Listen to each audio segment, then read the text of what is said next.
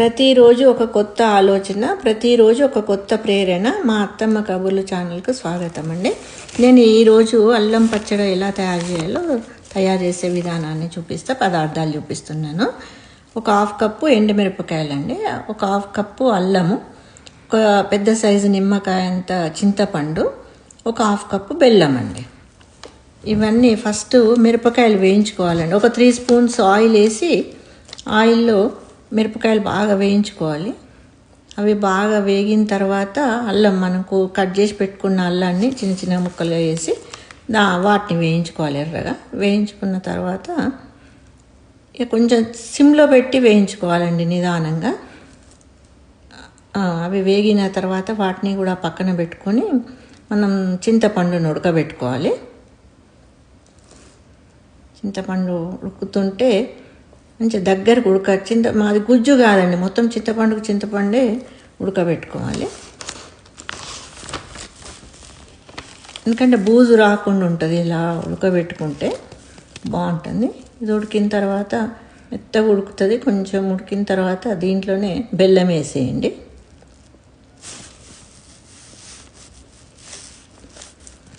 ఈ పచ్చడి ఇడ్లీలకు కానీ మన దోశలకు కానీ ఇది 1-2 months బాగుంటుందండి. మంచిగా కొంచెం దగ్గరికి గోరెచ్చటి నీళ్ళు కలుపుకుంటే మంచిగా ఉంటుంది. తర్వాత ఒక మిక్సీ తీసుకొని మిక్సీ జార్లో మనం వేయించుకున్న ఎండుమిరపకాయలు వేయండి.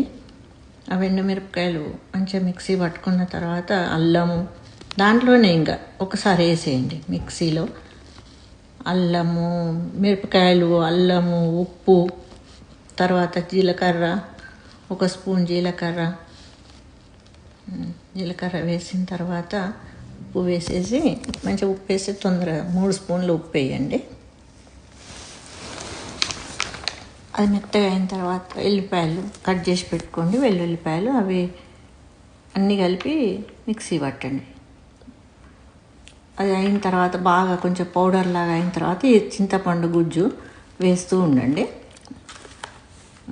అందులో బెల్లం కూడా ఉందండి. బెల్లము ఒకటే వేస్తే మిక్సీలో చుట్టుకున్నట్టు అవుతుందండి. ఈ గుజ్జులోనే వేస్తే సన్నగా తరిగి మంచిగా తిరుగుతుంది, బాగుంటుందండి. మెత్తగా అయ్యేటట్టు చేసుకోవాలండి. చేసుకున్న తర్వాత దాన్ని మంచిగా పిల్లలు కూడా బాగా మంచిగా తింటారండి.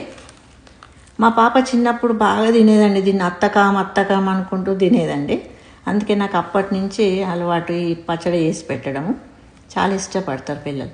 తర్వాత అదే కడాయిలో మళ్ళీ ఆయిల్ వేసి ఒక 3 స్పూన్లు ఆయిల్ వేసి దాంట్లో జీరా, మనకు మినప్పప్పు వేయండి, ఆవాలు, జీలకర్ర వేసి కొంచెం మళ్ళీ 2-3 ఎండుమిరపకాయలు తుంచేయండి. వేసి లాస్ట్ కరివేపాకు వేసి చిటికెడంతా జీలకర్ర మెంతుల పొడి ఉంటుందండి. అదేంటంటే మంచి స్మెల్ వస్తుంది.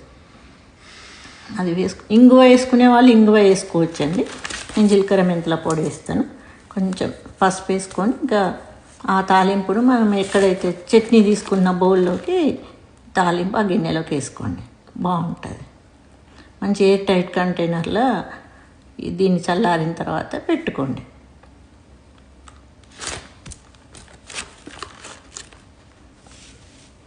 ఇడ్లీ, దోశ, అన్నంలోకి కూడా తినొచ్చండి, బాగుంటుంది.